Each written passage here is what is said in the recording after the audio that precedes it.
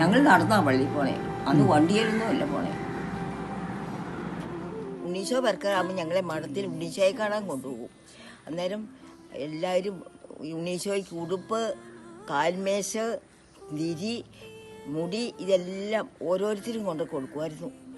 പ്രാർത്ഥിച്ച് എഴുതി തരും. 150 നന്മ നിറഞ്ഞ ഒരു പുൽക്കൂടുണ്ടാക്കാൻ. അന്നൊക്കെ ഇതൊക്കെ പറയുന്നത് നല്ല അച്ചടക്കത്തോടുകൂടി എല്ലാം ചെയ്യുവാൻ അറിയാമായിരുന്നു. ഇപ്പോൾ ഒന്നും അറിയത്തില്ല. ചെറുപ്പത്തിൽ വെളുപ്പിനെ എൻ്റെ അമ്മ എന്നെ വിളിച്ചേൽപ്പിക്കും. അമ്മ ഒത്തിരി പ്രാർത്ഥന പഠിപ്പിക്കും. ഉണ്ണീശോയെ തീ കായ്ക്കല്ലേ, അങ്ങനെയൊക്കെ ഒത്തിരി പരിപാടികളൊക്കെ ഉണ്ടായിരുന്നു. അന്നേ ഒരു മീനും ഇറച്ചിയും കറി വെക്കുന്ന ചട്ടി പോലും അമ്മ കറി വെക്കുകയില്ല. നോയമ്പിന് അത് മാറ്റി വെക്കും. ഞാൻ ചോദിക്കാം, എന്തിനാ അമ്മയെ മാറ്റി വെക്കും? ആ ചട്ടിക്ക് എന്നാ പറ്റിയേ? അതുമ്പഴേ ഇറച്ചിയും മീനൊക്കെ കറി വെച്ചതല്ലേ, നോയമ്പ് കാലത്ത് വേണ്ട. അമ്മ എന്നു വെച്ചാൽ ഇഞ്ചി ഉപ്പിലിടും, മാങ്ങായും ഒക്കെ അത് കൂട്ടിയൊക്കെ കഞ്ഞി കുടിക്കുള്ളൂ. പിന്നെ വല്ല കറിയൊക്കെ ഉണ്ടാക്കും. എന്നാലും അമ്മയെ പ്രത്യേകമാണ്. വെല്ലുപ്പിനൊക്കെ വലിയ നിർബന്ധമാണ്. നോയമ്പെടുക്കും. ആ പ്രത്യേകം പ്രാർത്ഥിക്കും ഉണ്ണീശോയെ കുറിച്ച്. ഞങ്ങൾ പ്രാർത്ഥനയൊക്കെ ചെല്ലിച്ച് ഉണ്ണീശോയുടെ പാട്ടൊക്കെ പാടി രസമായിരുന്നു. ചാത്തനുള്ളപ്പോഴാണ് എനിക്ക് ഇഷ്ടം. ഉണ്ണീശോയുടെ പാട്ട് ഏതാ?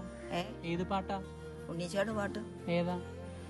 പരത്തെ വിറ്റുപരൻ നരനായി പാരിടത്തിൽ പരമനീതിയെ നിവർത്തിച്ചിടുവാൻ പശുത്തൊഴുത്തിൽ പിറന്നുതാൻ.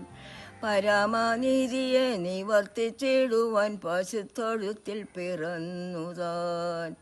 പരമലോകവും പരമഭാഗ്യവും പരിത്യജിച്ചു വരൻ. പരമലോകവും പരമഭാഗ്യവും പരിത്യജിച്ചു വരൻ. പരമനീതിയെ നിവർത്തിച്ചിടുവാൻ പശുത്തൊഴുത്തിൽ പിറന്നുതാൻ. പരമനീതിയെ നിവർത്തിച്ചിടുവാൻ പശുത്തൊഴുത്തിൽ പിറന്നുതാൻ. ഉണ്ണീശോയുടെ ഒത്തിരി പാട്ടറിയാം. അതെ, സ്കൂളിൽ പഠിപ്പിച്ചതുകൊണ്ടേ വടക്കേ മഠമുണ്ട്, കർമ്മരീത്ത മഠം. അവിടെ ഞങ്ങളെ വൈകിട്ട് അവിടെ കൊണ്ടുപോയി പാട്ട് പാടിക്കും, സംഗീതത്തിന് കൊണ്ടുപോകും. എന്നെ വലിയ ഇഷ്ടമായിരുന്നു എല്ലാ കാര്യത്തിനും. ഞാൻ ചെന്നിരുന്നേരി ആ പടിയിലെ കപ്പ്യാരെ പറഞ്ഞു വിടും. വീട്ടിൽ ആ കൊച്ചിനോട് ഇന്നെങ്കിൽ വരാൻ പറ, നാളെ വരാൻ പറ. ഈശോ മിശിഹായ്ക്ക് സ്തുതിയായിരിക്കട്ടെ.